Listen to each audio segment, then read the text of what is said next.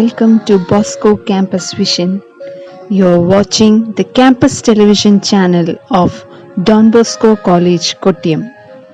This lecture is on the prescribed syllabus of 5th semester BA English Literature and Language. The paper is Literary Criticism. Literary Criticism.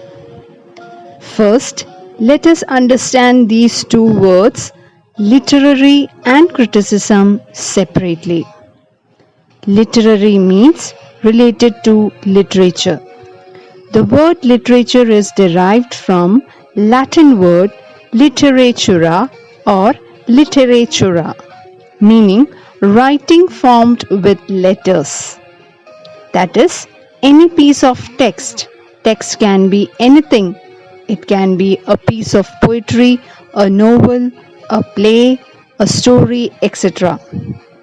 Literature most commonly refers to works of the creative imagination. Next word, criticism. The word criticism is derived from the Greek root krine, which means to judge, and the term kritikos means a judge of literature. The Greek term originated as early as in the 4th century. The term criticism, as applied to the study and analysis of a body of literary writing, developed only in the 17th century in Europe and later became a term used in common. Now, this word is sometimes associated with something negative. Like, if I'm criticizing you, I'm pointing your faults. In actual sense, criticism is not always pointing faults only, but it can be a way of looking at things in a different perspective, giving details which can be meaningful and useful. Things look very different when we look at them from different angles. Literary criticism is actually a way of looking at literature. It is an overall term for studies concerned with defining, classifying, analyzing, interpreting, and evaluating works of literature. So, literary criticism can be very positive. This helps to discover all kinds of wonderful things, and then we enjoy and appreciate literary criticism. It enriches the literature for us, and perhaps we could appreciate it more. One important thing is that we should have the knowledge of the things that we are criticizing. Let's put it in this way. When you visit an art gallery, you can enjoy and appreciate the paintings only if you know something about art or how these paintings were accomplished. Otherwise, you will lose interest. It's the same with any piece of artwork or literature. When I read a poem or a novel, it can be meaningful to me in its content only if I understand the beauty of its craftsmanship. Then I can understand much more richly and deeply. Now, who's a critic?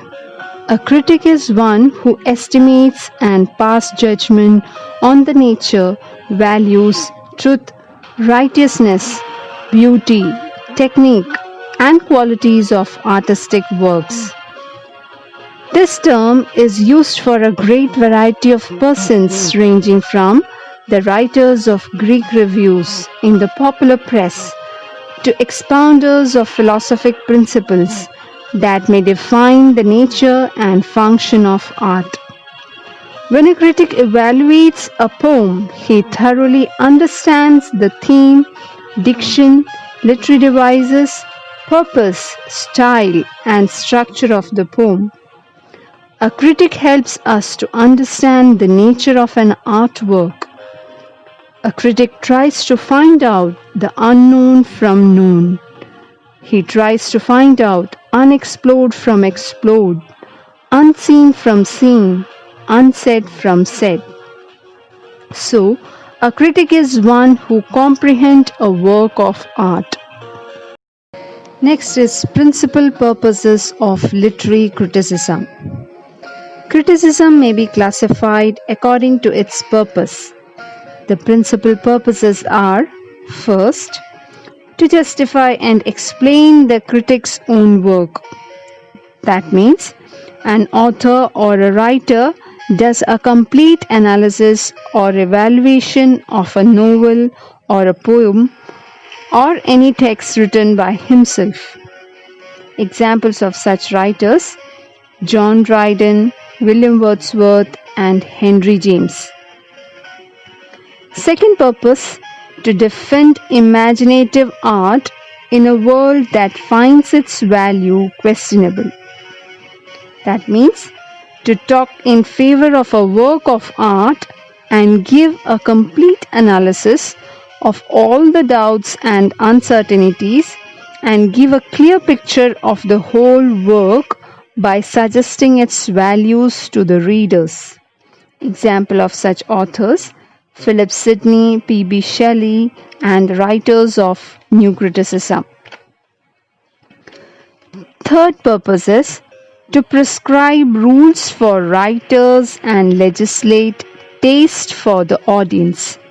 That means to lay down as a guide certain rules for writing, suggesting certain ways or rules for writing so that it becomes interesting to the readers. Example of such writers: Alexander Pope, Boileau, and some Marxists. Next purpose is to interpret works to readers who might otherwise fail to understand or appreciate them. That means some of the writers, they analyze, evaluate, and interpret the meaning of a particular work of art and makes it easy for the readers to understand. Example of such writers: Matthew Arnold and Edmund Wilson.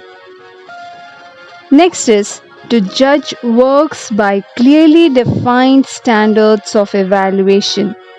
That means to evaluate and form an opinion on a work of art by following certain prescribed rules.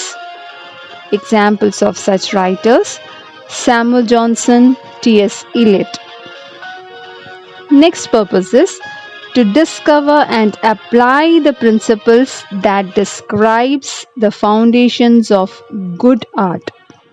That means to find out the basics and the rules to be followed while writing in order to create a good piece of artwork. Example of such authors: Joseph Addison, S.T. Coleridge, R.J. Collingwood, and I.A. Richards. Now, write down the answers of these questions. In this lecture, we have discussed the meaning of literary criticism and its purposes. Hope you have understood. In the next lecture, we will be discussing different types of literary criticism. Thank you.